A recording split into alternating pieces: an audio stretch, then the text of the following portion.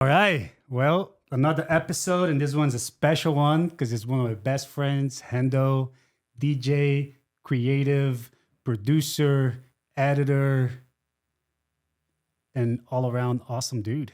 Street Signs, you're on the air. Let's go. Felipe, thank you for having me, dude. I'm a big fan of your show and everything that you do, so I'm honored to be here. Thanks. Thanks, man. I appreciate you having, time to come here and taking the time to talk to me. It's been a while. You've been in Germany. I mean, what was the last time I saw you? It's been years. Yeah, I can't remember. Surf event? Or after? Was it Portugal? Maybe it was Portugal. I think after. I don't know when the last time was, man. It's been a while. Yeah, it's at least You're 2 looking years. good, mate. You've done well for yourself. You got a beautiful home, beautiful family, and you're killing the content game. 2 kids. Can you imagine? Amazing. Yeah, parabéns. Thanks, bro. Thanks, bro. So, man, let's get into it. First of all, I admire everything you do because you're always intentional. And this thing, you went to Germany and just to focus on yourself, focus on music. Talk about a little bit how that experience was. Like, first of all, why Germany? Yeah. So I guess I came to a point, if you want to go way back, I think you and I can kind of relate to this with working with the World Surf League for so long. Yeah. We had this great rhythm, and then COVID came along and that position was taken away, and I was DJing as well. That was taken away. So I had a moment where I tried to figure out like what I should do with my life. Mm-hmm. And towards the tail end, I started realizing that this DJ thing I've been doing for a good 12 years at that point is one of my favorite things to do. Mm-hmm. I love performing. I love the history. I love the culture. I love being able to provide entertainment for somebody on a dance floor. So I kind of started DJing again towards the tail end of COVID, and I just fell back in love with it in a new way. And it saved my life financially, mentally. And I just went for it. So the last couple of years I went for it. I realized like I had these summits of greatness where I would play for a crowd of 2,000 people. And it was the best feeling. It's like a drug. It's addicting. And you have those summits and you don't really know at the time that they're not false summits, but they're just a roller coaster. And you go, I'm stoked in this moment. How can I get more of that? Mm-hmm. Nowadays, the way that dance culture works and the DJ scene in general, it's pretty saturated because there's a lot of DJs, a lot of competition, and that's great for the industry. Mm-hmm. But it makes it hard to grow in your specific network. And what I started seeing, most DJs who kind of take off, they have their own songs, they have their own music. Right. So that kind of spearheaded me to asking a lot of friends who have been very supportive. Shout out to all of them who've helped me come to this realization is like, if you really want to grow and you want to continue to have those moments, you need to start making music. And so I've always loved music. I've always loved making it. I was in a couple bands as a kid, and my mind is filled with songs. It's filled with stuff that I want to express in the world, but I was limited by the Ableton Live program because I didn't know how to use it very well. So I saw this program in Berlin, actually looked at a couple others. There's some in Mexico City. If you go to the Ableton website, there's a whole list of certified teachers. Oh, sick. So for me, I saw Berlin. I saw the course. It was a 6-week course, and it was very affordable. And Berlin, as you probably know, is the mecca of dance music as far as techno is concerned. Mm-hmm. And there's a huge history there. So for me, I thought, you know what? This course is affordable. I've never been to Berlin. I love Europe. When else in my life am I going to take this chance to go invest in myself and figure this program out? And so I booked the ticket, and then I started looking at housing and all that. And I purchased the course, and I was like, I'm going to do it. I don't care. Like, I'm just going to make it happen. Everyone's like, what about your apartment? What about your job? This and that. I was like, I don't give a shit. Yeah, who cares? January, February is traditionally slow in our industry. And so I said, I'm going to take that time to invest in myself. I'm going to go on an adventure and take this course. And so that was my calling. Yeah. I heard Berlin. It was like on my mind for a lot. And Thomas Campbell, The Hero's Journey, that was my call. I was like, I want to go do this. I want to figure this out. And that's how that idea was kind of sparked going back. And that's awesome. So that course, when you pay for the course, and then you have to find out, like you have to figure it out your flight, your housing, and everything. Yeah, exactly. That's cool because it's kind of like you're going on a trip. Yeah, and that was part of the challenges. To be honest, you get the course, but I think for anybody listening, if you have something you want to do, buy the ticket to that thing first. Yeah. And then start getting all the other peripheral details down after. Mm-hmm. It took me a month to figure out how to get housing in Berlin because there was Airbnb type situations, but the deposit was 3 times the amount of the monthly rent. So you would be out X amount, whereas I finally found a spot. Sure, the price point might have been a little bit higher, but there was no security deposit and it was in a great spot. Oh, Airbnb puts a security deposit sometimes? Yeah. Oh, really? Well, they have one there called Wunderflats. It's very similar to version. Airbnb. Yeah. And Airbnb is not huge out there. It was at one point, but I think there had been some complications. I was telling me that. Yeah. With locals. Yeah. So there you could find a couple, but even then it's not guaranteed to be something that you might like. I went through this company and this spot I stayed at, great reviews. Everyone there said it's a great location. It's very close to all of the clubs and all of the good food and all that. And the public transportation out there is insane. Yeah. So you can get anywhere for a month for 58 euros. You can get on trolleys, trains, Really? You just kind undergrounds. of pay like a monthly fee. Yeah, it's called a Deutschland card. And you just get, you're just walking down the street, trolley comes on, you just hop on. And it's an honor system, which is interesting. So they do have people that work there and occasionally they'll ask you for your ticket. But you don't have to like beep anything in, No, yeah. scan nothing. yeah, You just walk on like, just yeah, faith of good people. exactly. Goodwill. Yeah. So, Damn. once I figured that out, I got the flights. I think you and I have traveled so much with One World and American that from World Surf League, like I had so many miles accumulated that I said, I'm going to use these miles to go to Berlin on a cheap ticket. So you get the class ticket, you get the apartment, you get the flight, and then you work out the other details from there. Yeah, that's amazing. You were there for a whole 6 weeks by yourself, didn't know anyone. That must have been awesome. Yeah, I was Did there. you have roommates? No, luckily I had my own flat. Yeah. But yeah, I was there for 2 months. I started in London, went to one of my favorite record labels' New Year's Day party. I was there for 2 nights, and I went to Amsterdam, which a place should that have you been. and I have been wanting to go for a long, long time. Yeah. We just couldn't make it happen, but I strongly suggest you go there. It was really cool. I have to go. Yeah, it's a very like accessible city, very cool. And yeah, from there I hopped on the train to Berlin, and the course started the following day. And the course for me was great because it gave me some discipline in my week, stuff to do, things to focus on, a little bit of homework, and really gave me that time to sit inside because it was freezing, Right. but work on this music, work on things that I wanted to perfect. So I started remaking all of my favorite songs, trying to do my own renditions of that. Yeah. And as I started to kind of do that, I started getting much more familiar with the program itself. That's cool because you did 6 weeks full on every day. That's all you worked on. Was there like day offs, or it was just like Monday, Wednesday, Friday, or was it like every day? I took throughout some weeks, I would take a day off or so just to, because I didn't want to burn myself out Yeah. with just so much dance music, and you can hear so many kick drums and snares and so much that I would give myself some breaks. But I will tell you this, I started reading this book. It's called The Artist's Way.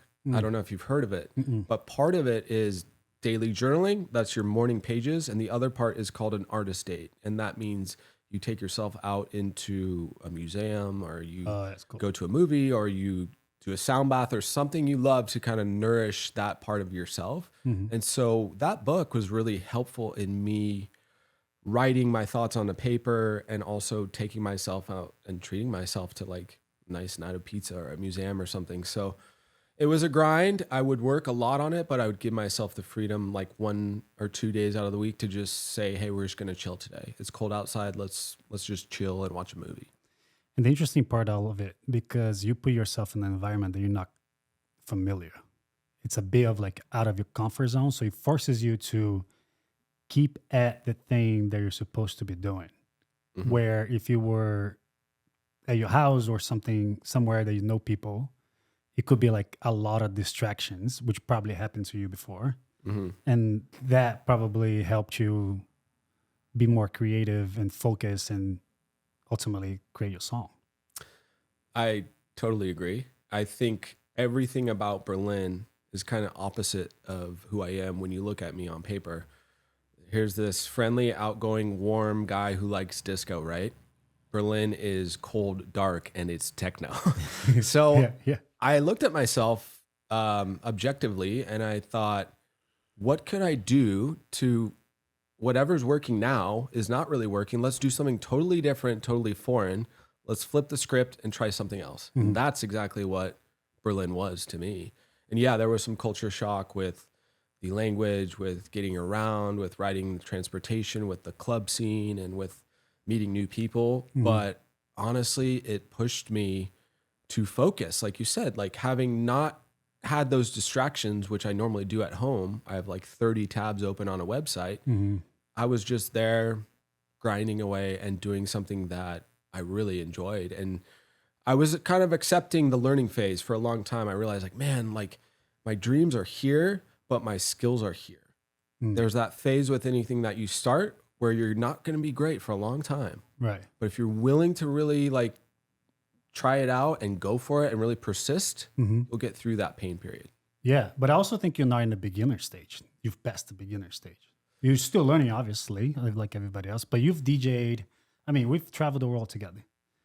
You've DJ'd in Brazil a bunch of times. Yeah. You've DJ'd in Australia when we were there. Yeah. South Africa. Yeah. Portugal, did you DJ? Bali. I haven't done Portugal. Berlin was one of the first European places I had DJ'd.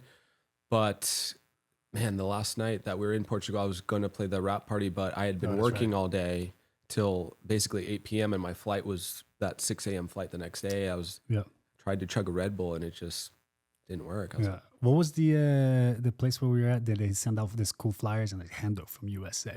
That was South Africa. Yeah, that was cool. Yeah. And tonight, Hendo from USA and your name with like 2 more DJs. Dude, that was really fun. And then, I mean, the Mick Fanning party at J-Bay at Sharon's was incredible. When Mick came back post Shark Attack, won the event, and playing that rap party, that was amazing. Yeah. Sponsored by Corona. You had cases and cases of Corona everywhere. That was fun. That was super fun. Yeah. So yeah, you're not in the beginner stage. You're definitely not. You know, you have experience. It's cool to put yourself in that position that you're like, you know what, I'm just gonna take 2 steps back, learn, be focused, and see where it goes. And it is natural, I think. I'm not as experienced as you are in the DJ world, not nearly, but it seems like a natural progression from a DJ to be DJing, doing everything in this genre that you like. And then it gets to a point where you like make your song. Exactly. Yeah. I think to your point, there's 2 ways. Either you become a producer first and your song goes viral and then they book a tour for you and you have to learn to DJ.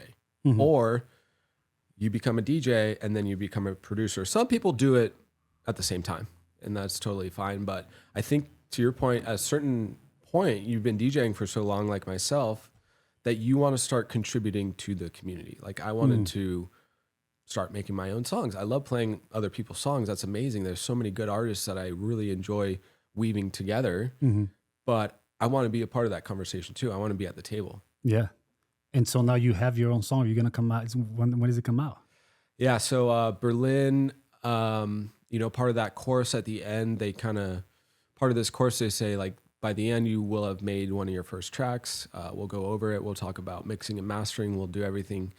And so it was like 2 weeks before that last class. I was like, I don't have a song. Like, what am I going to show people? Shit. Yeah. And I just sat down one day and I just grinded my ass off and time flew by.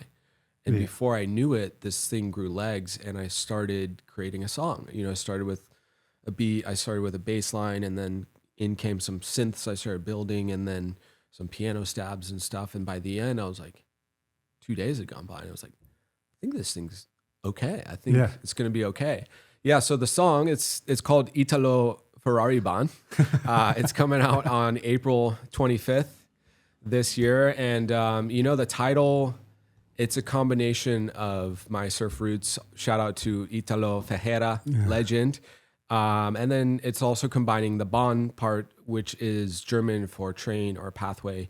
When you ride the U-Bahn there, that means the underground train. The S-Bahn is, I don't know the exact translation with that, but you know, the Autobahn is the freeway where there's no speed limit.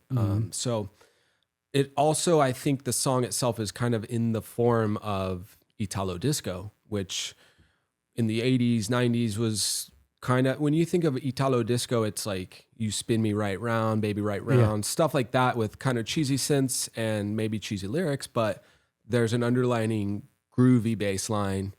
So that seemed to be a big inspiration, as well as the Bloghouse stuff I grew up on, like Cut Copy. And, you know, I was a big fan of Justice at the time and Mastercraft. And so that period was kind of called Bloghouse and indie dance. And all that stuff really inspired me with this specific song.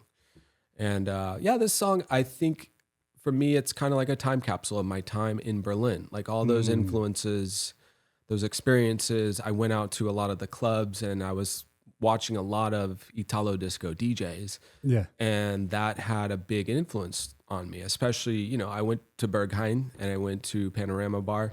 And that night it was all Italo disco and the DJs were phenomenal. And it was a place that I felt, dude, you could just be yourself. You want to dance, cool. You want to have a drink, cool. You want to go chill, cool. It was a very accepting safe space, for lack of a better word. And like, it was really inspiring to me to see people just be able to just go have fun, enjoy themselves and not be judged or feel like they had to be cool or some shit. All those things really played big roles in me creating this song. That's sick. Yeah. That's awesome. I really like that story. And also, like, you got to a point where you were in the flow state. You know, where people say it's like the flow state, where you didn't see the time pass by. Yeah. And I think that's confirmation of like you doing what you love. You know, it's really hard to get to that state of mind where you're like, fuck, 2 days passed by, you know, it felt like 10 minutes, you know? Yeah. I think that's important to realize, like, oh, this is, well, you've known this, you know, that this is something that you love, but it's like a confirmation of how much you love this thing, you know? And it's like, I could produce songs now and time will pass by. And then I think it's going to get to a point where you don't even care what the reaction of the people is, because it's just the doing is better than the result. Yeah. Like, did you feel that like it was almost like a drug too when you were in that flow state? You know, did you feel that like the process is cooler? Yeah. And that, man, that's so cool that you said that, because I think when I reflect on it, the couple moments I've had recently were all either DJing or producing where I was in that flow state. I had a set, I played at Beach House, I opened for Neil Francis, and I was in a flow state to the point, I'm going to be totally honest, some people might think I'm loco for this, but I could see myself playing. It was almost like a bird's eye perspective. I was in the zone and I was in that flow state in that moment. And the 2 times it's happened, it's either DJing or producing. And so, like you said, with that song, time passed by, this thing started just organically growing, and I became a conduit for the creative energy to pass through, because I was like, not to get super woo or anything, but I was accepting of it. I said, I'm going to ride this because those moments are very fleeting. You might know this as a creative. You have an idea, and if you don't jump on it, you're going to wake up tomorrow and not feel like doing it, or someone else is going to do it. And that's fine. It passes on to someone else. There are some great books that talk about this. Yeah. Rick Rubin's book, The Creative Act. Elizabeth Gilbert has a book called Big Magic. And they talk about creativity as like an organism that visits you, and you kind of got to grab onto it, and maybe it'll go to someone else. So those moments, for me, if you ask a lot of producer DJs, like they'll say, some of the best songs I ever made, I made it in 2 hours or 15 minutes or an hour. Yeah. And then they'll say the ones I worked on for 2 months, they're okay. They're pretty good. But it was those ones where they're just like, I got to ride this feeling. I got to make this. Right. And I'm sure you've experienced that as well. Yeah, yeah. I just heard a story, somebody's podcast, they were saying that like Michael Jackson woke up one day at 3 a.m, called his producer, I have this idea, I have this creative juice going on right now. We have to record this song right now. And the producer's like, let's just do it in the morning when we wake up. Like, and he goes, no, because if we don't do it now, Prince is gonna do it. Yeah. Like, it's almost that thought too. Well, Yeah. it was like two things, right? Competition, and also it's that thing. Like Rick Rubin says that, like if you don't do it, you have an idea. If you don't do it, somebody else is gonna do it because that's idea is supposed to. Universe wants that to happen. Yes. So it either goes to you or through you, Yeah. and somebody else does it. The crazy thing about like you seeing yourself do it, I just did the marathon, and I was like, I never thought I would do a marathon. Never was interested in doing the marathon. That's amazing. Congrats, by the way. Yeah. Thanks. And then I was, so I was like, January 2nd, I was like, I want to do a LA marathon. I don't want to do any marathon. I want to do the LA marathon first. And then after I'll do whatever. But LA, because LA has done so much for me. I love LA. So I'm like, let's see when LA marathon is. I was hoping to be like May or something. And it was March. I was like, oh, March 16th. Yeah. Like, oh shit, I have like 2 months to train. And I researched and they're like, don't train for 2 months for marathon. It needs more. You're going to get hurt. Yeah. And I'm like, fuck it. I'm just going to do it, But I did it. I got hurt and I did it hurt and everything. But during the marathon, I got to a point where I felt, it's just like you. I felt like I was no longer there. Like I was watching myself run it. Like I was just kind of floating, like I was for like maybe 10 kilometers. I was just not, I felt like I was not there. Right. Like I was somewhere else watching me do it. And I thought this was my wife because I could be cookie with my wife. And I was like, I felt like I went into another like world. Yeah. Another zone. I was somewhere else. I wasn't there anymore. And then when I came back to myself, because it's like, it was like a big downhill. And then downhill to me, because my knee was hurting a lot. And I kind of snapped out of it. And I was like, oh, now I got to focus a little bit more. Right. Not to go too fast and hurt my knee. And I came back to it. I was like, oh shit, where was that kind of thing? Right. But not surprised. I kind of was in control of it. Yeah. And then I could tap in back again afterwards. I was like, I'm going to go back to that place. And then I went. Wow. It was crazy, dude. It's an amazing experience, yeah? Yeah. Like when you saying that, I was like, I just experienced that like 2 weeks ago. So when you asked me, when those moments happen, it kind of means that it's something that you love. Does that mean like running is something very important to you and something that you love? Or is it the process of doing a marathon, committing to your goals and seeing them out? I think what I found out that I love is challenging myself to see if I could do something hard. Yeah, yeah. And because I'm going on my own business now, that whole experience was like me going into my own business. Like something I've never experienced before, something that's going to be really hard. It's going to have a lot of ups and downs, and it's going to feel like I need to quit a bunch of times. Yeah. And it's going to give me high highs, low lows, Yeah. So I think that to me was like, I need to do more of these things where I put myself into hard situation where I just doubt myself, Yeah. And then I have to go. And also, when people say like, it's you versus you, Yeah. I never really understood it. I never really understood like what that meant. I'm like, what do you mean it's me versus me? During the marathon, I saw it vividly. I felt it. I was like, there's a bitch inside of me that says, stop now. Yeah. Don't do it. Your knee hurts. It's better if you just stop, take care of yourself, rest.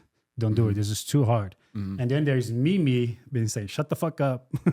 We're doing this. I don't care. We're doing it. So like that was the most explicit example of me versus me. Running a marathon was like literally there's a person inside of us. There's a voice, whatever you want to call it, that always tells you like, don't do it. It's going to be hard. People are not going to like it. People are going to make fun of you. It's better if you just rest. Do it tomorrow. Just rest. It's not worth it. You're hurt. You have a headache. Like that. It was every day. It was every minute of the marathon. Even training was like, there was one time, because the way I did it, I downloaded an app called Runna. And then I said, and the shortest period, it was 12 weeks of training. Okay. but I was already on like the 10th week. Damn. So I didn't train the 2 weeks. I was like, okay, this is the only program he has, so I'll do it. But I just skipped the first 2 weeks because I'm technically in week 10 now, you know?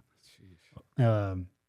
So I promised myself, like, whatever that app says, I'll do it, Yeah. you know? So it was like, how many times a week you want to run? I was like five times. So then like the first day was 5K. The second day was already 10K.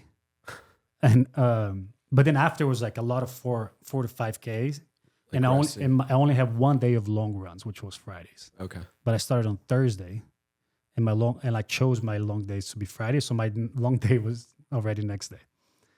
But the last time I ran 10K was like 7 years ago, you know? And it was just because I had nothing else better to do. So I was running and then I ran, but it was like once in my life I ran 10K nonstop. Yeah. That's what I was going to ask. You just go cold turkey and then straight in? And you said, I did. Doing it? Yeah. I just said, fuck it. And then there was one day, on a Friday, and it was raining. And this is like I was already kind of like in the mood. You know, it was like halfway through the training. And there was one Friday that was pouring outside and it was like 16K or 20K that I had to run. It was fucking raining. And I'm like, I'm not going to do 20K in like treadmill, you know? So I just went out in the rain, wind and everything. And I was like, the app told me to do it. I have to do it. wow. And then I was like thinking like, oh, I'll just do it tomorrow, you know? Because Yeah. Saturdays are usually day off. And I'm like, no, but it's going to ruin my schedule. And I had promised I would do it. So to answer your question in a long-winded way, like it was more of a like challenging that person inside of me. Yeah. You know, I didn't do any videos about it. Yeah. I didn't post it. I didn't tell many people just so it's like I didn't want to feel good about telling, because you know when you tell people something that you're doing or you're gonna do, your brain doesn't recognize the difference of like you saying it and you actually doing it. So sometimes it feels good to tell people. Yeah. Like you probably read a lot about this, but it's like when you tell people, your brain like, oh man, like I'm coming out with a podcast. Yeah. I'm doing a podcast. Blah, blah. Your brain's like, oh cool, you're doing it. Right. You know? Yeah. And then you start inviting people and then you're just like, you get burnt out. Yeah. Yeah. So I think the route you took is smart. I'm not going to tell anyone. I'm actually just going to do it. And then I'm going to let my actions show. Yeah. Where you can apply that to any industry, you know, where a lot of DJs say, hey, I got a big track coming out. Okay. Like, cool. And I did that for a long time. I was like I looked at an interview of me 10 years ago. I said, when can we expect an original from you? I was like, oh, it's coming a couple months. 10 years went by. Yeah. And so, yeah, I think I respect that you choose to say what you do and do what you say, you know? Yeah. So 10 years went by when you said a couple months. How do you feel about that when you saw that interview? I don't remember how I stumbled upon it, but shout out to Caveman Sounds. I think I was just looking at like old flyers and maybe I was Googling myself narcissistically or something. And this interview came up and I read it and I was like, man, like, you know, I was still a very similar person. That version of me was still super frothy and excited. And things were going really well. I was playing a lot of really big venues, San Francisco, and things were going good. And I was riding that wave and I said, yeah, don't worry, a couple months, like song's going to come out for sure. Right. And I think when I look back, like I did take the time to try to figure out the program, but I got to a dead end where I felt like throwing my head against the wall or throwing my computer out the window because this program is so challenging itself. So 10 years went by. And then I think I read that. And that was part of the reason where I was like, I got to do this because another 10 years will go by. Yes. And then I'll be too tired or too old to do this shit. So, I mean, that was certainly an inspirational factor looking at that. I feel like a lot of us, at least me, but like a lot of people that I know, but most people probably think that like in the future, everything will work out, you know? Like one day is going to work out. We have that kind of thought in your head that like makes you feel comfortable. Like, oh, it's not right now, but soon. And dude, there's proof right there. And then it's just like 10 years passes by and you're like, fuck, I didn't do it, you know? Yeah. It's like there's no perfect timing. There's no perfect place. You just have to do it the best ability you can do and then just go from there, you know? Like the time will pass, you know. Yeah. It's not gonna be time doesn't wait, you know, Yeah. and that's another thing too I learned on the marathons. Like if you put the time in and you fucking put your head down and work, like it's going to work out. Yeah. Like there, you can't lose. You cannot lose. Yeah. The day that I went to the marathon, I had my knee hurt. I hadn't ran for 2 weeks because I couldn't run. I just went to the start line to see if I could actually run a little bit. I was like, I'm just gonna try to run as much as possible. And if I can't not absolutely run, I'll stop. But at least I'll try. The moment I started, it's almost like all the training came into place. And the training was way harder than the marathon. Right. Until I actually got to like 32 kilometers and I needed 10 more. And I was like, oh shit. Like the end was kind of hard. But like the whole experience was a lot easier because we put the time in every day. And that's the only way to make it work. Yeah. And even if it doesn't work, you look how much you've gained on like putting shit out, training, putting yourself out there, like making sure you're hitting deadlines that you set yourself to, you know, like, so I think it's like it's a lesson that I've learned in the last couple of years, like just do it because the time doesn't wait for you. It's going to pass. Yeah. And I've always grew up with the thinking like, oh, one day you work out somehow. It's now like now if you don't try, you know what I mean? Now if you don't keep trying. So that's cool that you found that the interview. I think as if you ever feel down, just put that interview up. But like, look, so. 10 years ago. Yeah, and I honestly think it's interesting that we're talking about running now, but because I listened to this podcast that really inspired me too. It's called Founders Podcast, and he talks about this book by Harumi Murakami. It's called On Running, and he was this guy that, you know, he ran a bar for a while, but then he just one day said, I'm going to start running. He started running, and one day he's like, I'm going to write a book.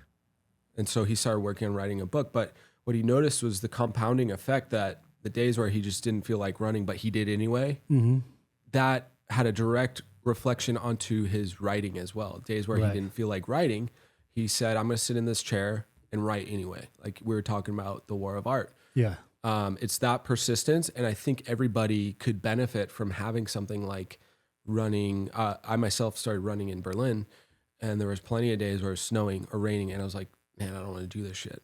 But I pushed through and I did. As soon as I did, I felt way much better. And then I applied that same discipline to writing music. Right. The days where I said, I'm just going to sit and watch a movie or something. Yeah, fuck that. Life will go by 10 years if you keep telling yourself that. And I think in that span of those 10 years, I was probably telling myself that a lot. And how I was younger, you know, more distractions with going out and partying and stuff like that. But I think those extracurricular activities like running or surfing or something that you love, you can apply that to your work discipline and your work ethic. And it's very important to like see those parallels because it can be very inspiring and very beneficial. Yeah. And then when you do that, when you do anything with consistency, you could just get that as a like example of like, oh, I can do that. And then, like you said, you apply that to something else. Yeah. You know, that's what I learned from running. You don't feel like doing it, do it anyways. You're going to feel a lot better. You're going to feel so good when you're done. Yeah. Because you went over everything that told you not to do it and you did it. Now, how can you apply that to your own business or making music or creating content? You know, because it's just you versus you. And the biggest thing, we talked about content before, right? Creating content. And creating content is you versus you, but then there's also a bigger you inside of you that says, what is everybody going to think? You know, running is like, I just go run and I beat myself, which is fine. Like, okay, good, I won, you know. Now it's like creating content is like, I won. And then there's another you inside that says, what is ever going to be? There's another person inside of you that's like judging you. Yeah. Like, what is everybody going to think? Yeah. This is not good enough, you know. So creating content was another thing too, that when I did for 6 months, I did every day. Sometimes I'll put it out and not even look back. I don't want to look at the comments. I don't want to, you know, and it got to a point where I was just posting things on automatic. And the one that blew up, I didn't even notice until like 2-3 days later. Oh, got millions of views because I was just putting out content in a speed of time that I wasn't even thinking. There was like misspelling words on the caption, not too much, but it was not a caption, on the subtitles on the video. Oh, yeah, okay. There was a misspelled word because I did an automatic on Premiere. That might help sometimes. Though. Sometimes it does help. Yeah. So like, but if I would have been precious about it, I'd have probably not done it at that time, which probably helped, you know. So, and I didn't realize until like a day or two later, I was like, oh shit, like 600,000 views. And then later on 700. And then I went from just getting followers, like 1,000 followers a day, like doof, doof, doof. And I was like, oh, and it, because it was like a compound effect, because that one blew up and everybody went to my page and I had all these other ones that was kind of like done. They start watching all that. They started watching. So it's like that content went up. Everything after kept going up, not as much as this one, but everything below went up too. So this one kind of pulled every content. Interesting. Yeah. And that's how you gain so many followers, because it was like, you know, but it was just the consistency. Yeah. The consistency of doing it every day, because you get more comfortable too doing it. So it's easier. So in the beginning, it would take me 2.5 hours to make one. And then by the time this one was happening, it was taking me half an hour. I was shooting, editing, putting it out. That's quick. These things take me, the Frothy Fridays I was doing taking me like 2 days. Yeah, no. Yeah. Yeah. And I'm, like you said, I'm very precious about it. I overanalyze, like, is the copy good? Is the caption good? Is that edit really great? Right. But to your point, I think I'm really starting to learn that. That was something that I learned by doing these renditions of these songs, is like, just do one a day, pump it out, on to the next one. You get better and better and better, and you start caring less and less. Yeah, yeah. Because also your level of quality keeps going up. Yeah. So a good song that will take you 2 days, now a good song takes you half an hour. And then a really good song probably takes a little bit more, just because you know a thing or two that needs to be adjusted. But I think the biggest thing you learn is that precious that takes away the creativity is little by little not existing. You know, like, because you're so consistently doing things that you know the things that don't matter anymore. Yeah. You know, where before you're like, oh, wait, why is this light a little yellow? Right. You know? Yeah. And like, I need to get to that point. Show me how. Consistency. Consistency. But it is content too, but like, you also, I mean, if you want to do like a content, like if you want to do YouTube content, you have to be a bit more precious than like something on Instagram, because you might do a little less for longer, like a longer format content, you know, like a 8 minutes to 12-minute kind of video. Obviously it takes a little bit more time than like a 90-second, 45-second video, you know, but it's just consistency. And then I think it's on everything in terms of like art, physical, you know, discipline, and everything. Is just, how can you keep doing it, where it's like muscle memory afterwards, you know? Yeah. Like you're just doing it. All of a sudden you're like, oh, this is automatic. You know, it's just like easier to do. You know? I think about that a lot with creating songs, and also this being my first single that I've ever put out, this campaign. Of course, I'd love to inquire with you, like, if you had any ideas of what a strategic campaign with the modern landscape of Instagram could or should look like, not only for myself, but other aspiring musicians or DJ producers out there. Like, what's, like, right now I have one piece of content per week. I know it's mapped out. I've got some great ideas, but I think earlier we were talking about that's not enough, which is crazy because it's so demanding, and we have jobs and we're pursuing this. So how do you juggle it, and what's like a strategy like that look like? Yeah, you take the overthinking out of it. Yeah, you just, even if you just put a 10-second video today, that's one. You know, and the way I was telling you earlier too, like, my dream is not my dream, but like, if I were a DJ, I think it's like the best of both worlds. You know, it's an art, it's music, and you create content on top of it. You know, it's like, now you have an excuse to do content, like an actual purpose, you know, to do content. I was just doing content to grow. I wasn't selling shit. I was just wanting to prove to myself that I know how to do it, because I work with social media. I've grown you know, accounts of like Live Nation, the World Surf League. I've helped UFC before. So like, I just wanted to prove to myself that I could learn, like that I could grow, you know, and I was doing it for the growth. I wasn't doing it because I wanted to promote my art, Yeah. you know, or sell, I don't know, t-shirts, you know, or anything. Like I Right. was just doing it like, let's see how many followers I could get in 6 months. And I got to 60,000, which is a lot of people do a lot more, but it was good, you know. Yeah. I didn't have a purpose. I was just doing it because whatever. So you have already the music, you know. Like if I were you, I would put that. Let's say, okay, you just have that song. I would do a content per day with that song. Like Once it's out or before? once it's out. Yeah. Once it's out.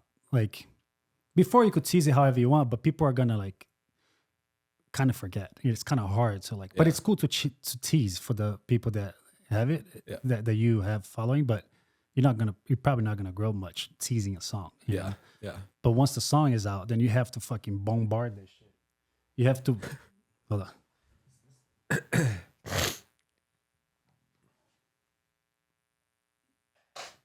Yeah, sorry. When you have the song out, you just have to bombard that with everything. There's a guy out.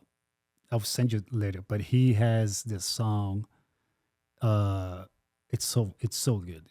He's so good. I think he only has one song out. It's like a hip hop song, but it's like eating Chinese food, and it's a really catchy song, and it's his song. And then he has it where like he walks in into the, it's like the song is playing, is about to play. It's like a build up beat, and the build up beat, he's like walking. Let's say he's walking to like a Chinese restaurant, and he has these videos of like older Chinese men dancing like this, and he kind of cuts to him watching the guy dance to his song. Okay. Yeah. And then it's like every day is a video of that in a different environment. So it's like he finds some older people dancing in like a mechanic shop. Okay. He repurposes that video Right. to the beat of his song, and then it's him watching it in costumes, like Interesting. so. Yeah. If he's in, and then it's in the hospital, The airport or the beach or something. yeah. Okay. And he's watching those people dance. Yeah. But it's obviously the people in the original video is dancing to somebody else, but he puts to dance his song. Okay. Every single day, he posts a different video with the same song. Yeah. It's just a different scenario. Every day. He's at like 350,000 right now. And every single content of his, which is every single day, is with his song. So he has fucking over 200 videos Right. of just one song. People don't get tired. No. People love it. Dude, it's awesome. Interesting. You can't, I don't think you, here's my thing. We think that once you post, every single follower of ours see it. Yeah. Like we think it's like, choo-choo, Correct. Hendo posted, take a look at the whole video. Yeah. Like we think in our head, they're like, wait, did you see me? Like, no, man, I've been working. Yeah.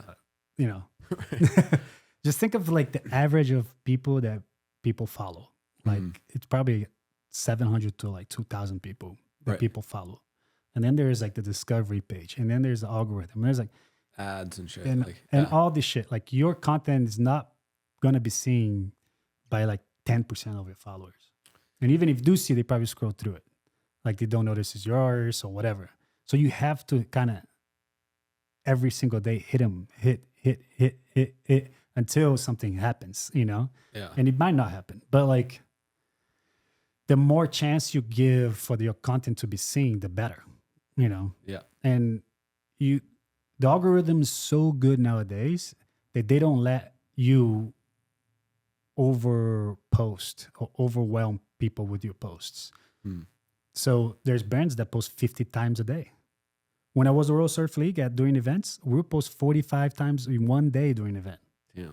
New York Times have posted 200 times in one day.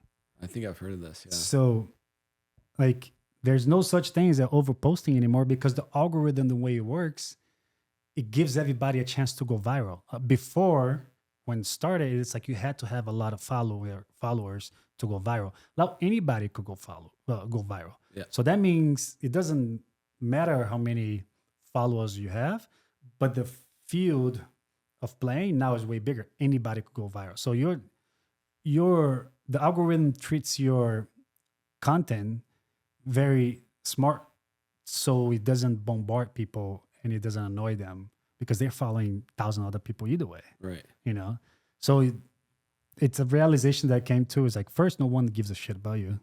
It's not like, oh, did you see the content that Felipe put out? That shit sucks. Maybe 2 friends of yours would do it. Like your friends would do it, you know, like make fun of you. At least my friends, they all make fun of me of like the videos I've put out. But it's like 3 to 4 people. Right. They are my friends. I just say fuck you and then we keep going. You know, like that's it. Like the people that don't know you will like it because it's like they just see what the content is. Yeah. They're not trying to, you know. So consistency. And if I were you, I'll just, when the song's out, I'll put at least 1 per day. For like a week or forever. Yeah. Forever. Bro, I'm telling you. Damn. Until the new song comes out. And then you do it with both. Yeah. And like you need to be seen. Yeah. You're a DJ, you know? Unless you want to be underground for the rest of your life playing, which is okay too, if you just want to do it for the art. But if you want to live off of it, unless it's like stressing you out and it's burning you out and you're like doing just because of the fame, then don't do it. But if you find a way that is fun for you and you're not overanalyzing it all the time, then I would say just do 1 fun video a day that doesn't take a lot of work. Yeah. That's really helpful to know because I was approaching it with like, hey, I spent all this time on this 1 teaser video and I put it out and it gets like 20 likes. And you're like, shit, that's deterring you from creating more art. But when you don't have that attachment, when you don't expect, like I'm getting closer to not caring as much if something does well or not. With those Frothy Fridays, to be honest, the first 3 were kind of cringe and they were shit. Yeah. And those first 3 were so challenging and I felt so many emotions putting them out, like, oh, I hope people don't judge me, whatever. Right. But then by the 10th one, I was like, I'm putting this shit out. I'm going on with my day. I don't give a shit. And the 12th one, the last one I put out, did the best, but I think I just created an unsustainable model with the amount of time I was spending on it. But the last one I did was a great one. And people were like, dude, where'd that shit go? You know? So I do want to bring that back. And the reason I was creating that in the first place was because I wanted to create a platform for other artists, other DJs to be broken. When you break somebody, you kind of say, hey, I like this song. It doesn't have a lot of plays. I want to show you this because I believe in it. I want to support this artist because I know exactly what it's like to work so hard on a song and it getting like 5 plays because maybe you don't have the right marketing plan or not. So I said, how can I stop asking people to post my shit? How can I give back and support others and ask for nothing in return? Yeah. That's how I started wanting to do Frothy Friday. I said, I'm going to share 5 songs every Friday. I want to lift these artists up and I expect nothing in return. And I started doing that. And what I found was, sure, like some of them did okay with the plays. Some got some good engagement, but it was actually the artists and the labels who started following me and interacting with me. And it was a networking tool. Yeah. These artists were like, man, thank you so much for sharing my song. I was in Berlin and I posted, hey, I'm at Berlin having a kebab or maybe a Sudanese falafel halloumi because that was my favorite shit ever. It's so good. And fellow producer, DJ friend of mine who I had supported on Frothy Friday said, hey, I'm out here. How long are you here? Right. And I would have never met this dude who became a really great person who showed me around. He was a good friend. We went to the clubs together. We talked about production and music. I would have never met him if I never created that Frothy Friday and supported his music. Yeah. Asking for nothing in return. Yeah. And that's the thing. Like, the reason why I'm saying keep creating content is that because you already have a why. You have a why. You want to be DJ. You want to connect with other people that are DJ. You want to network with production company, producers, clubs, festivals, and everything. You already have a why and you already have an audience. So if you get 200 people to follow you by next month, and they're all DJs, producer, and head of festivals, That's worth more than 3 million people that just follow you because you're funny. Yeah. Because you're not trying to be a fucking comedian. Unless you want to be, that's fine. But like, you know, Yeah. is way more valuable. Yeah. To have those 20 likes, but it's all people that you want to meet with. This is the reason why I'm doing this podcast. Yeah. I want to open up my network. I love talking to people. I'm curious. I want to learn about them, and I want to network. You know, and this gives me an opportunity to create content. I could just chop up a bunch of things here, post it all over the internet, and it helps my agency. Yeah. It helps me as a creator, and I connect with more people. So you already have a why, which is your DJ. If you had 200 people new, and they're all these people, one day one of them or 10 of them will call you like, Hendo, I have this festival. Will you be interested? Yeah. It's way worth it. You know? I have direct example of that actually happening. Right. I had a set that I chopped up. It was at this spot in Oceanside called Sound by the Sea. Really cool spot, great sound system, and they record every set. I took that set, I chopped it up into 10 different carousels, and the intro had like a card. It had a great song by Hubel. It's called Todo Beleza. Amazing song. Shout out to the Linda in Brazil for showing me that one. Thank you, obrigado. Que linda. But, you know, that post did okay. And I gave it, you know, I gave it a little boost on that one because I said, well, this one's doing pretty well. And then I gave it a boost and it started doing really well too. And then I started to get a couple random followers. And then I had someone reach out in my DM saying, hey, I work for this corporate company. Would you be willing? I love your music. That post I saw, you're playing great tunes. Would you be willing to come to our showroom opening at the Grove in LA? That's amazing. And I was like, wow, this is a direct example of, I don't know how this found her or she found that. They reached out and I had this huge opportunity. I played this very big opening showroom, and most DJs know that corporate and wedding DJ rates are pretty well. And I, you know, was compensated for doing something that I really love. Right. And that was all because of that one post. Yeah. You know, so if I was to create a little bit more of a detailed post saying like, here's me playing disco in a club, blah, blah, blah. And to your point, some disco promoter or a party in Ibiza or Berlin or something says, dude, this post is sick. Like, I love your tunes. Your selection is great. Would you be willing to come out to this club and play with us? Yeah. Yes, for sure. But you're not going to get discovered if you don't take those chances and put that stuff out. Yeah. And I think the key too is to find a way to create content that it doesn't take a lot of work and it's fun for you.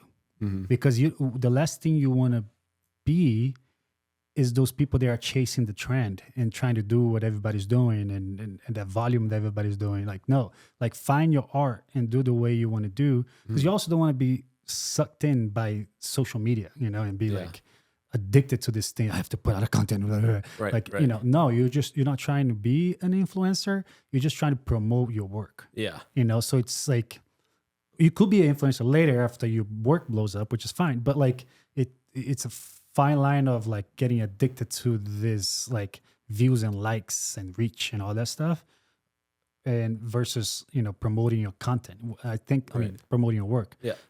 I honestly think it's very important to promote your work, and especially like as an artist being a DJ, finding a way to do in a consistent way every day that is fun for you and you can promote your work, it's a home run, because there are going to be people that see it, connect with it, and have money to spend to send you somewhere or hire you somewhere. It's like, it's free advertising. Yeah. You know? Yeah. It's free advertising. You just have to be consistent. Yeah. Interact with people that are DJs or doing this, like, but it's consistent. This is like your way of like cold calling. Yeah. But it's just putting out content. But like, to me, the key is to finding a way of doing it easy and fun. Because let's say it took you 2 days to do the Frothy Friday, or the last content that you did about Berlin and the voice note. Yeah, that took 2 days. Yeah. Let's say that gave you 100 likes, and that was 100 likes in a week, right? And it took you 2 days. Now, let's say you put 7 content that took you 20 minutes each. And that cumulatively will probably give you 1,000 likes not Yeah. just 100. Interesting. Yeah. You know, and let's say it gives you like 10 here, 100 here. Like Mm. it's like, oh, I'm gonna put a content out today, 10 likes. Okay, cool. My goal is 100 Right. or whatever. I am against putting goals on likes and stuff because Yeah, you yeah. have to put stuff that you like. Yeah. And it's easy for you. So it's not, you know, but let's say you do want to do it and you're like, okay, fuck, it sucks that 2 days I worked on it, worked so hard, coloring, editing, doing all these things, and it's like only 20 people saw it. Right. Well, then do 20 of them. Only one people see each. That's already 20, you know? Yeah. So I'm all for like, you already have the why, you already have your art, you already have your song, you already have a good resume, you already have experience. Now you just need the marketing. Yeah. And the marketing is in your hands because you're creative, you know how to edit. There's people that don't even know how to edit. Yeah. And some of them even blow up because they just do shitty, but it works. I have friends who blew up just editing on CapCut, Yeah. whatever. Yeah. And their videos are awesome. They're fantastic, and they blew up. Yeah. So yeah, us being in the scene for so long, we do have, I realize, an advantage there with, you know, we know how to podcast, we know how to edit, we know how to produce, we know how to shoot, Yeah. like all this stuff, like But that might be actually the thing that works against us the hinder. Yeah. because it's like it has to be a high level production. Right. You know, Gotta let go. I have worked with people where they spend, you know, $100,000 on a shoot to go on YouTube and only have 200 views. Is it worth it? Maybe for the branding and the look and how it feels to a lot of people that create it, and Right. you know, but you could get million views off a phone, you know. So it's what's your why, you know? Yeah. Is it just for branding? Is it just to look good? You don't care about reach and possible opportunities of work? Then do it pretty, and you don't, you know, it takes us a long time. Or go for volume and consistency. Yeah, I think I'm gonna start considering that approach. And I think when I think about my why, that it's multifaceted, but the main one for me is I just want to inspire people. When I hear other people saying, I've watched your entire journey and this is so heartwarming and inspiring, Yeah. it makes me want to go and do X, Y, Z. I bought a ticket to go do this. Right. That's great because I was inspired by other people to even start doing this in the first place. So Yeah. I feel that I'd like to pass that on as well. Yeah. And that's all I really ever wanted to do is inspire, for sure. Yeah. But you also have to get paid. Yes. In order to continue. Yeah. Yeah, to- because otherwise you won't be able to sustain it. inspire for too long. You know what I mean? for sure. Yeah. You could inspire like a journey or two, but then it's like, because the ultimate goal is to live off things that you love doing. Yeah. It's not even to stop working. My goal is not to retire. What am I going to do when I retire? Just go to the beach every day and get tan and get fucked up. That's not reality. We've done that. We've done that. I feel We've done like that for a our long tour on World Surf Play was our retirement. Yeah. That's what I felt. Where I'm like, I don't need to retire. I already lived it on Yeah. that tour. Yeah, we went amazing places, all the best beaches in the world, getting paid Yeah. to work Yeah. all together, and then party at the end of the day. We did that for like 5-6 years. Yeah, 10. Maybe I You was did on more, there 'cause I was 9 there. or 10. Yeah. 15 if you count the QS and stuff. Yeah. Yeah.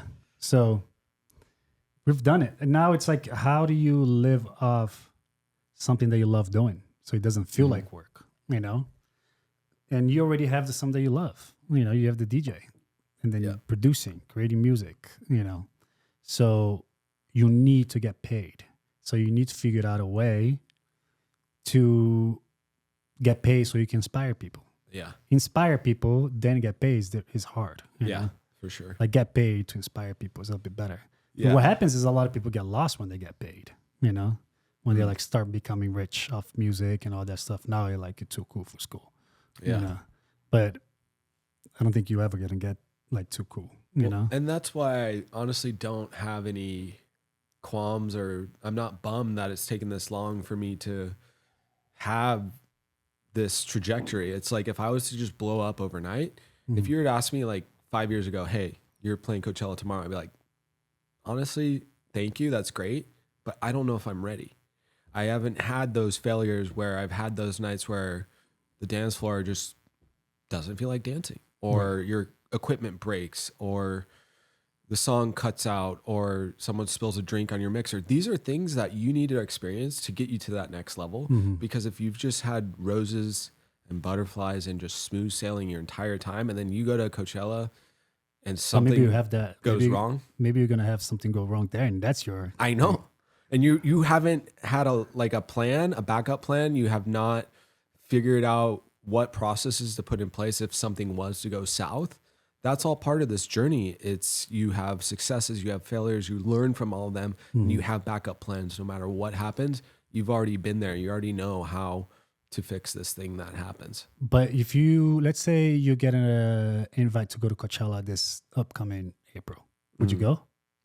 It depends to like what capacity, to be honest. As someone said, like one of the offshoots, like the Heineken Do Lab, I'd say, yeah, I'd love to support that. That'd be great. Or Golden Voice is doing a surf club at the Palm Springs wave pool, and the lineups are great. Last year, the lineup was phenomenal. They're doing some there? Yeah. Oh shit. And so if they were to ask me, of course, like I would love to support that. But if it was like Coachella saying, hey, we want you to play main stage at this time before this act, and let's say it was like, we expect 20,000 people to be there, I would have to humbly say, I'm not quite there yet. I don't think that's humble though. I would have to respectfully decline, because I almost feel that somebody else, I have two thoughts. It's like someone else kind of deserves it who's done the grind, they've toured and they've been on this journey for 30 years and they put in the work. They've had the failures, the success in front of 10 to 20 to 30 to 50,000 people. I've been in this game for a long time. Yes, I've been DJing for like 15 years on and off. And I've had those like moments where I've had crowds of 2,000 or 2,500 and also 2 or 0 or 1. Yeah. And everything in between. But to get to that next level, like I do feel like jujitsu or karate or any kind of martial arts, you need to earn those stripes. You need to go through those processes to get to that point. You'll value it more, and also you'll be ready when the time comes. Your nerves will be gone and you will be able to perform at the highest level. And I don't know, like it's a scary thought to be like, man, you want to go play in front of 50,000 people tomorrow? It's like, man, I don't know. I think you have to accept it. Yeah. I think you have to say, fuck it. Because I think it's more fear than stripes. Yeah. Okay. Because you haven't done it. Like, you don't know what it's going to feel like. You're just afraid of people being like, and that's never going to happen, you know? Yeah. That's never going to happen. Fear. Yeah. Yeah. It's like, what's the worst that could happen? Everybody boos. And you'd be like, fuck it. You just flip everybody out. Throw the fucking, what's going to happen? They're going to arrest you? Nothing. Yeah. And you put that on your resume. You put a resume, you know what? I did my best. People boo me and I said, fuck you guys. That's even better. You know? I don't know about y'all, but fuck y'all. I don't know about y'all. Well, I'm still going to send it. Yeah. So I think, I don't know. I think if you were to be invited to Coachella or, Lala or anything like that, like this year, I think you have to accept it and just be like, do it without being ready. I am a huge believer of like, do it when opportunity shows up. Yeah. And then figure it out from there. Because maybe that's the failure you need. Yeah. Maybe that's what you need. That's what, if it does happen that you don't like it, it's never going to be perfect, Yeah. I think it's like, you do that, it could change your life. You definitely change the way you think. You'll be definitely an amazing experience, going bad or good, you know? So there's no way to lose. There's no way to lose. Yeah. I think about that a lot too. I think my old self, my like initial reaction to a lot of opportunities for some reason was no. But now I'm able to engage, take a step back and say, why would I say no to something like this? Yeah. You could train for something like that. If someone was to say, you're going to do a marathon tomorrow, or not tomorrow, but like a couple months, like you have that time to train. So I think anything's possible to train for. Playing in front of 50,000 people, you could train for that. You could use visualization. You could practice. Yeah, you just practice all day, every day. You get to that point where that was when I had that like bird's eye view flow state moment of me. I had actually gone to that same venue 4 other times, watched other DJs do their thing. And I imagined that was me up there. So at that point, mentally, I had already been there. Right. It was just a physical manifestation of being up there. Yeah. And I felt comfortable. So honestly, your mind is so powerful that I could do that. Now that you're saying it, it's like, yeah, shit. I have full faith that you kill myself. it. That's what I'm saying. I have full faith that you kill it. If somebody says Coachella, stage, whatever, you do it, set of 2 hours. Yeah. I have full confidence you do it. You'll be scared shitless. Yeah. But you have to do it scared. For sure. You have to do it scared. Yeah. There's never going to be a time that you're not going to be scared. You And just have to do it scared. Yeah. And that feeling, being scared or anxiety or fear, it means that you love it. Yeah. It's you know, a sign. if you didn't feel that fear or anxiety or butterflies, perhaps that ship has sailed and you don't really care too much about it anymore. Yeah. You just phone it in. Right. You're not going to just phone it in to play Coachella. No. You're not going to phone it in to play Lala or Glastonbury or Right. Deckmantle, these huge festivals. Like, you're gonna, and in that process of training for that moment, you're gonna become a different version of yourself. Yeah. That's what I think is the most rewarding things from these big gigs that I've had. I don't know if you've experienced this or not, but the night that it happens, let's say you play the gig, like the Neil Francis gig, for example, for me, like I spent so much time visualizing that gig and playing it, and it went really well. And I had that moment where I was outside of myself and like the crowd was grooving and dancing. It was amazing. And I was on this high, man. I was just riding this high. Like everyone's like, that was rad, blah, blah, blah. And that validation is nice. It's not needed, but it's nice. Of course. And you're like, okay, cool. Like maybe I have a shot with this thing. But then the bizarre thing is you go home, you're in your bed by yourself. Some nights that doesn't happen. Some nights you're with someone or whatever, but still you have this feeling of like, okay, that was great. And I've got the trophy, but what's next? You have this empty feeling. And I think that's that dopamine. You're chasing that moment and then you don't properly celebrate it for yourself. You got to say to yourself, I'm proud of you. That was amazing. Let's take this moment to just like enjoy this and not be like, oh, what's next? We got to do this and that. And for me, what's most rewarding was the person I became after that. That person who was disciplined to sit down and practice every day.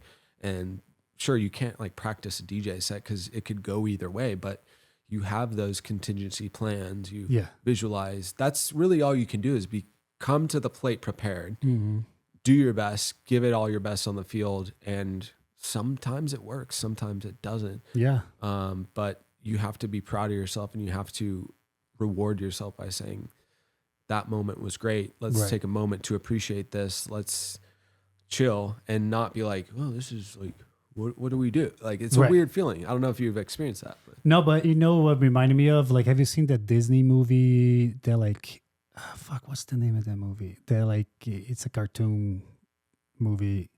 And the person, like, I think he like dies and goes and becomes an energy. Oh, okay. Glow? Was it? Is it Glow? With Jamie Foxx? Soul? Is it Soul? Yeah, Maybe Soul. Yeah. Have you seen the movie? Yeah. So it's like he's like the dream is him to play jazz, and he works so hard and figures it out to play jazz in this super cool club, and he finally does, and it's like the dream coming true. You know, he's like performing there and everything and all that stuff, and he ends the night, and he comes out and he's like, okay, now what? Well, then we'll come back next week and do it again. Yeah. You know, and he, like what you're saying, like he was like chasing that feeling of like ultimate reward, like I made it, I could die now kind of way. Yeah. But it's like, no, the feeling is the process. The feeling is doing it again. The feeling is, okay, can you do it tomorrow? Can you do it next week again? Or keep going. That's the process is the dream, not the outcome. Exactly. You Not know. the trophy. It's the training. It's the process. training. It's the, like it's you performing at this festival, and then like this club, and then this like arena or this place and this place. Like, I don't think there's ever gonna be a huge payoff. Then you're like, okay, I'm done now. Yeah. There's never gonna be. You know, it's like it's the consistency of doing the thing you love, because that's the goal, to keep doing what you love. You know. That I never experienced that where I'm like, oh man, I'm doing something that I've always wanted to, and then it ends and you're like, now what? You know? Yeah. It's just like, do it again. Yeah. You know? It's it's a tough road to maneuver through because it's you're working towards something so hard and you like get it, and then what's next? It's probably a lot of like athletes go through that too. You know, like they can't never quit. And I think that you and I can relate to this experience. So a lot of touring DJs say, you know, they go on tour, they play for an hour and a half and the crowd is just so enthusiastic. And then they go back to their hotel room by themselves, wake up in the morning, fly somewhere else, do it all over again. Mm-hmm. And it's this up and down feeling where you and I would experience that at surf events, where we're working for 2 weeks at a surf event. There's pro surfers, there's sharks, there's waves, there's overstimulation, there's parties, right? There's all this shit. And then by the end, when everyone packs up and leaves like this, you're just left with this melancholy feeling where you're like, where'd everybody go and what do I do now? Right. Imagine experiencing that every single night as a touring DJ. Yeah. I think that you definitely need to have some sort of mental training to get through that. And honestly, like, think about someone like Kelly. He's been on tour his entire life. Mm-hmm. That's Kelly Slater. That's surfing at competitions around the world has been his life. Yeah. I don't know if you experienced this yourself, but when I got off tour, even though I was only on a fraction for the amount of time that he was, when COVID hit and I couldn't go anywhere, I was like a pent up dog. I felt like, man, I really want to go somewhere. Like, I'm not used to being anywhere this long. This is so weird. Right. My circadian rhythm was off. I was like not sleeping well. Yeah. Sometimes I'd wake up and be like, bon dia, like not knowing where I was, or merci beaucoup, or how's it, brew? You know, like imagine that was your whole life. And then what are you supposed to do after that? Yeah, it's tough when you get in a routine like that. I went through it when we stopped traveling. Yeah. And I was like, oh, it's been a couple of weeks. Where am I going? At least knowing where I'm going, you know? Because every other 2-3 weeks we would be in another country. Yeah. You know, I experienced that. It was really awkward. It was really weird to me. And then you get used to it and you're like, oh, now I have a chance to get on with my life. Where before you're like in this cycle that you're just like, it's hard to grow somewhere else, you know? Yeah. It's hard to do your thing for you. And then I was like, okay, now I want to do that later on in my life in my own terms. That's what I'm doing with the DJ thing. It's like, I could go travel again, do the same thing. I'm bringing you guys with me. In your own terms. Can you imagine like, Hendo, come to, you know, Germany to DJ at this place, and you go maybe a week before and you stay a week after. There's no one telling you, hey, you got to be at the truck at this time, you know. You gotta don't go out tonight because whatever, you know, you can do whatever the fuck you want, and that's the goal. Yes. Just do what you want in your own terms. The cool thing, we experience what it's like to travel the world like that. Yeah. And you kind of try to apply that to your personal life. For sure. Which is hard because it takes money, it takes time. Yeah. You know, it takes availability. Yeah. And we don't have that yet, you know, but at least with your art, you could do it. Yeah.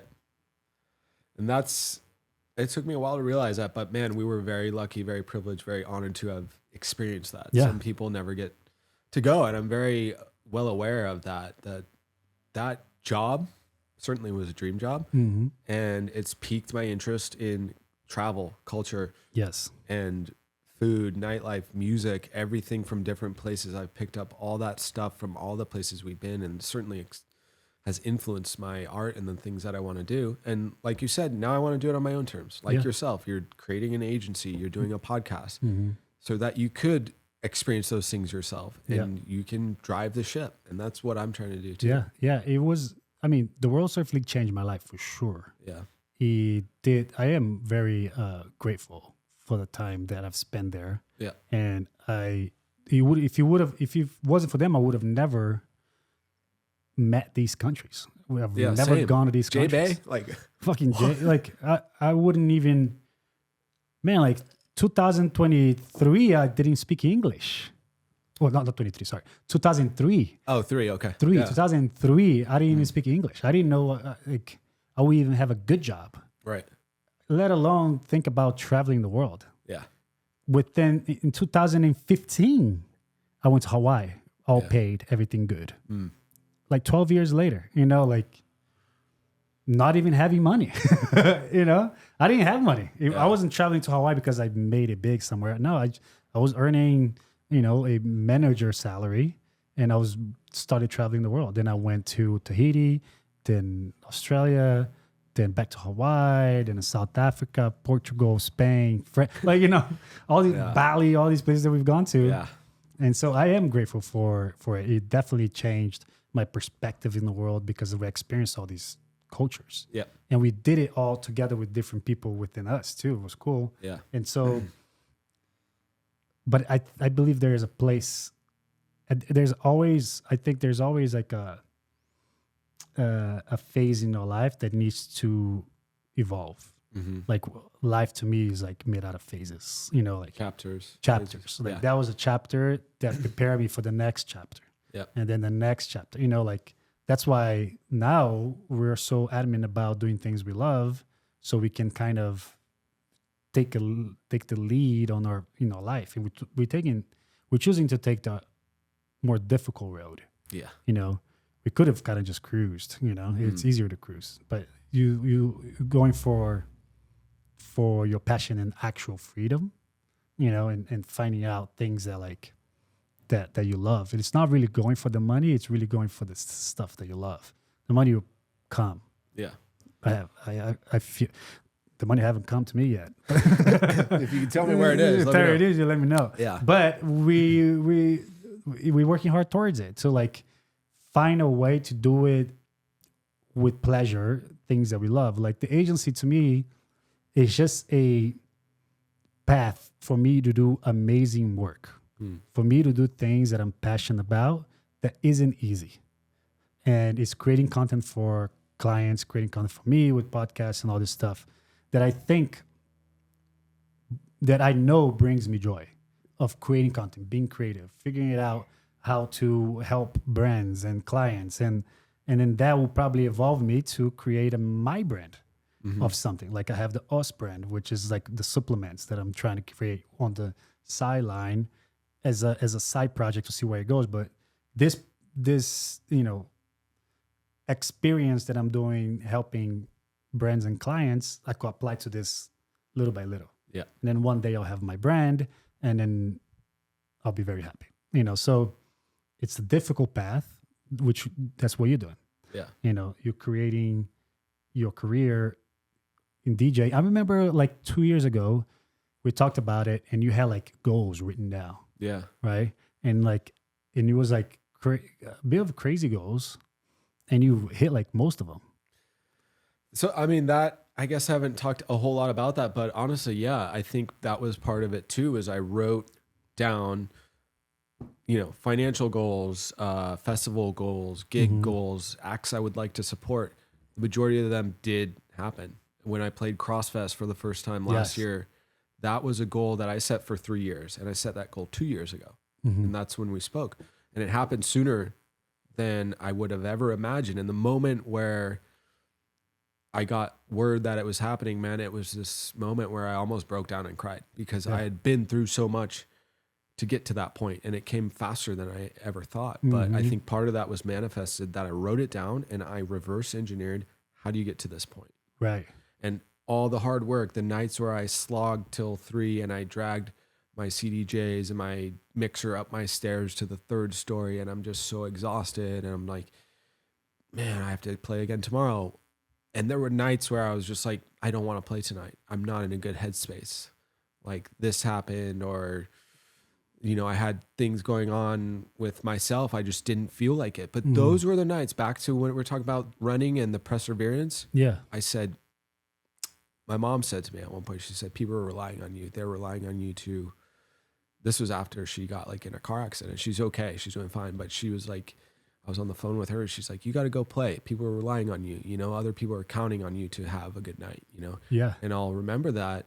And some of those nights where I just didn't feel like doing it ended up being the best nights that I've ever played. Yes. Because I left it all on the floor again. I played my heart out, and maybe people connected with that. And that was my art. That was the way I could express myself through these songs, the way that I program them and select them. And sure, maybe I was moody some nights, but that came off and it worked. Yeah. And it got me out of this hole where I came out after those nights. I was like, I feel fulfilled. I'm okay. Yeah. The world's going to be great. You know what I think those things is? I personally think, which is just going a weird route here, but I think when these things happen, it's God or universe or whatever you want to call it, testing you to see how bad you want.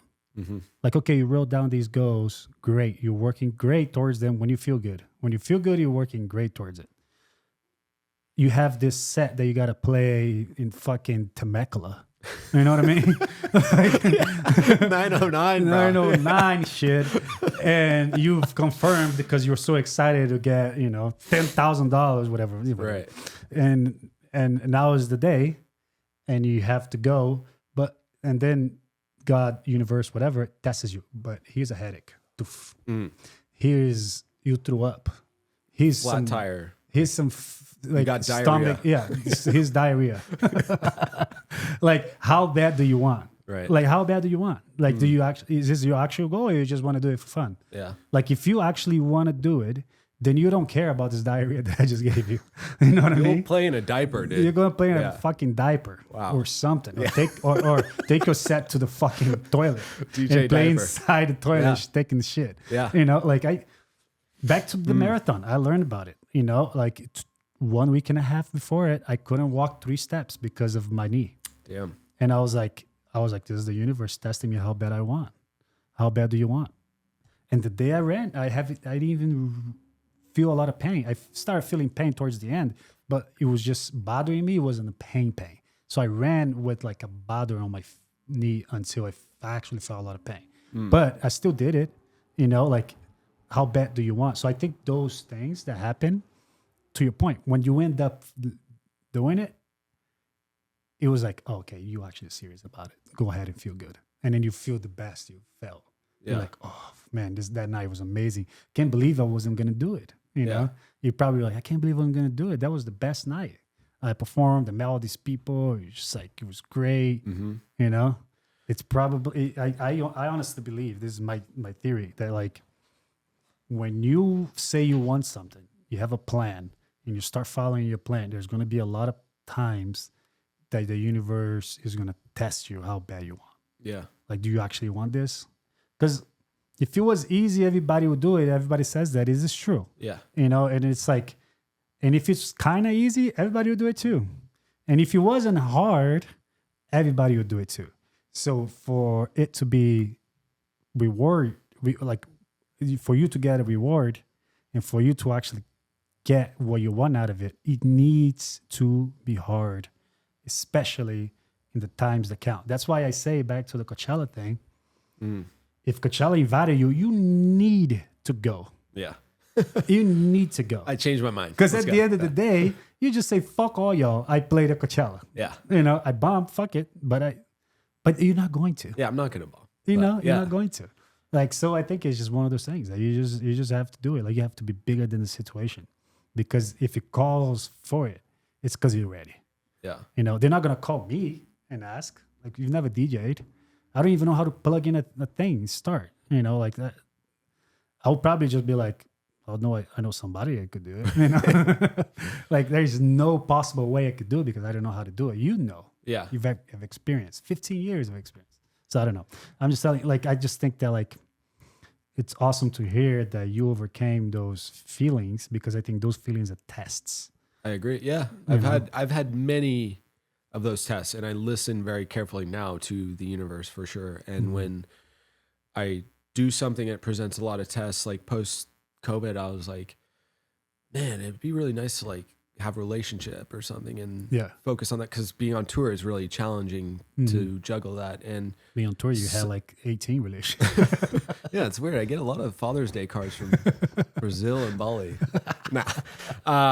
That was something I really felt like I wanted and I tried to pursue, but I wasn't getting signs from the universe that like, it's your time for this. I was actually getting more signs from the universe that like, the more I pursued music, the more rewards would come back. Yeah. And so the ROI, the return on my investment of working on the music, working on hard shit was so day and night. It was just so clear. It was like, you keep practicing, you keep playing this gig, that gig, this gig, you get better, and you start seeing the matrix of like the dance floor and how things work. Right. You start producing and you're progressing by these levels. we're going to reward you for that. Where you try to apply that the same with like relationships these days, like it can work out and it takes a lot of time and patience and effort. But at this point, I realize like, this is what I want to pursue. And sometimes that means putting your blinders on, forgetting about other stuff for a little bit.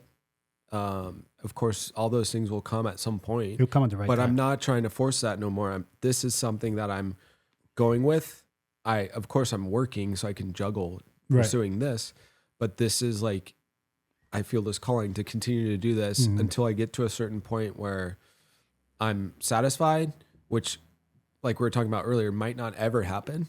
Right. Or I get to a point where I reach a cul-de-sac and I go, maybe it's not worth investing in anymore. But I'm going to give myself another couple years at least to really give it a good go, give it an honest push and see how far I can do this. And this song is my first step in that next level of commitment. Yes. And the journey that it took to make this song, that's all part of it too. That's the hard work. Yeah. But the reward is like, honestly, the day of the release, if it gets 2 plays, 2,000, 2 million, great. No big deal. I'm not concerned. I've put my art into the world. And that's where I feel fulfilled because I wake up every day and I want to create. I want to put something out. If somebody enjoys it, if somebody's inspired by it, amazing. But if not, I know I'm getting better. Yes. Like you said, day by day, I'm getting better. Yeah. So I can sleep that night because I put it out into the world. Yes. And you need to. It's your art for the world, you know? And have you thought about the next song? I'm working on it. Yeah. Great. You get a target, as Medina says, you get a target on your back. Once you get one world title, I'm not getting a world title, but it's like you put That's your world title, though. You put a song out, people want more. What's next? So you definitely have to back up some stuff. So when are you going to put an album? When are you going to put like 12 tracks? That would be the goal. I think right now, like real quick, the way that I see this thing working, and this would hopefully help aspiring DJ producers, is like I started doing bootleg edits, right? So that's, you take an old disco song or any kind of song, you sample it, you make it your version, you modernize it. Yeah. And in that process, you're learning how drums work, bass lines work, all that. And that's like the training wheels. Next, you do that like 100 times, something's going to pop out with your own little pizzazz. You go, all right, I think I want to make my own here. You make your own. And then you release your first track. So that's like where I'm at right now. Maybe I release 2, 3 more. Right. And at that point, I become more familiar with the program, with the release schedules, with promoting, with marketing. And then at that point, I'll go, okay, I want to go somewhere. I want to write an album, and I'm not coming out of the room till I do. Right. And that's how I learned guitar as a kid. I locked myself in my room. That's cool. I didn't come out for, I mean, sure, I had to go to school and do all that shit, but every day after school, I would play guitar until I got better and better. I played all my favorite songs. Surfing. Did you watch a video about it? I took like 3 lessons to just know how to like hold the guitar and pick and all that. But for the most part, I was just playing songs by ear. I was like learning the notes and playing that. Surfing, same thing. Every day after school, I'd run to the beach, go surf. Right. And this is that same discipline as we were talking about with running. It's like this Ableton program. Every day, make a new song. If it sucks, cool. No one's going to hear it, whatever. But you're getting better every day. You're putting into place best practices for you to be the most efficient. So when that day does come, when someone asks you to make a remix or an album, or a label comes to you and says, hey, we want you to make an album. Here's this lump sum up front. I mean, I don't know the logistics of that right now. It's like crazy, very detailed to get into that. Right.